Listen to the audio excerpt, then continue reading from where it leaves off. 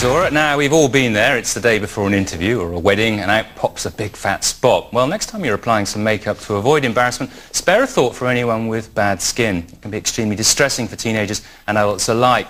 So let's find out a little bit more about spots from consultant dermatologist Nick Lowe. Welcome to the show, Hi, Nick. Mark. First of all, let's go back to basics. What causes acne, and why do people get it, particularly when they're in their teens and early 20s? Well, there's four main causes of acne. The first is the hormone surge that you get during the teenage years, and that produces a growth of the oil glands in the skin, and those oil glands produce increased oil.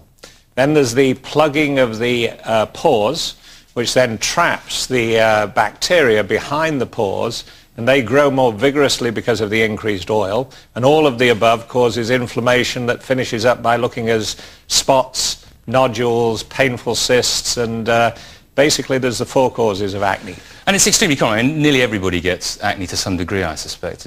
Everyone gets acne as a teenager, and 40% of those that get acne, i.e. 40% of teenagers, will need some treatment for it at some stage. And natural history, in most cases, one would expect it to settle on its own when the hormones start to settle down? Well, in most people it does, but in some, particularly more commonly in women, you get this progression into adult acne.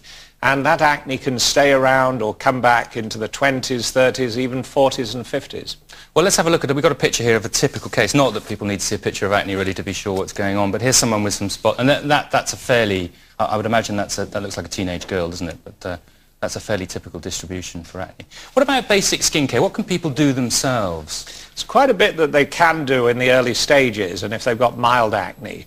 Some of the over-the-counter non-prescription products contain a variety of different active ingredients.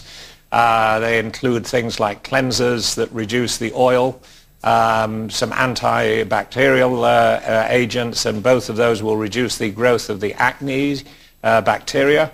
And then there's also some anti-inflammatory agents in these over-the-counter products. So we can combine them and get some modest benefits for mild acne. And at what stage do you think people should seek professional help? In other words, presumably the first protocol would be their GP. What do you think should drive them in there? Well, if their acne is too severe, if it's stubborn, if it's not responding to these non-prescription problems, if they're getting really distressed about it emotionally, I think that, and physically, go and see your GP, and they will start treatment if necessary, and then, if necessary, refer on to a dermatologist. Precisely because it actually is so common amongst adolescents and actually can cause a lot of psychological distress. A lot of people don't seem to realise that the treatments now available by a doctor or a dermatologist are very effective. So there seems to be a large number of people out there suffering, yet not going for treatment. Yeah, you're absolutely right, Raj. In fact, there's a huge number of people, a high percentage, don't seek treatments. And the newer treatments are really very, very effective.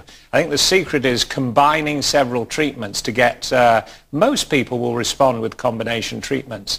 One of the other secrets with treatments is most treatments will take about up to 3 months to show its benefits. So if it's not working in 6 or 8 weeks, don't give up.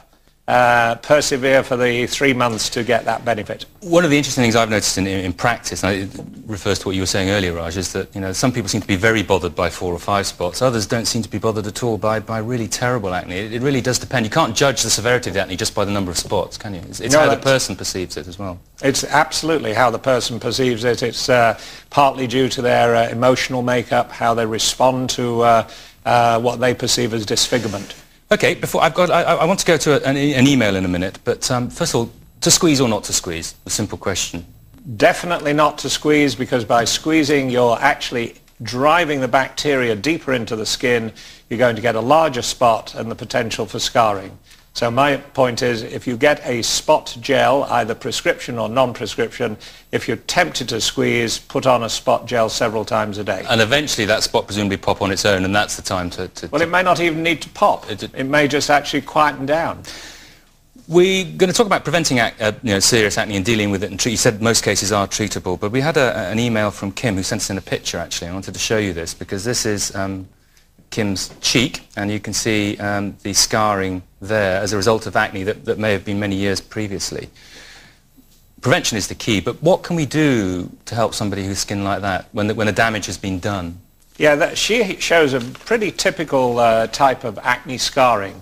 lots of shallow acne scars on the sides of the face. And there's some really interesting new treatments that we now have for acne scars of that type. One of the biggest breakthroughs is the so-called fractional lasers.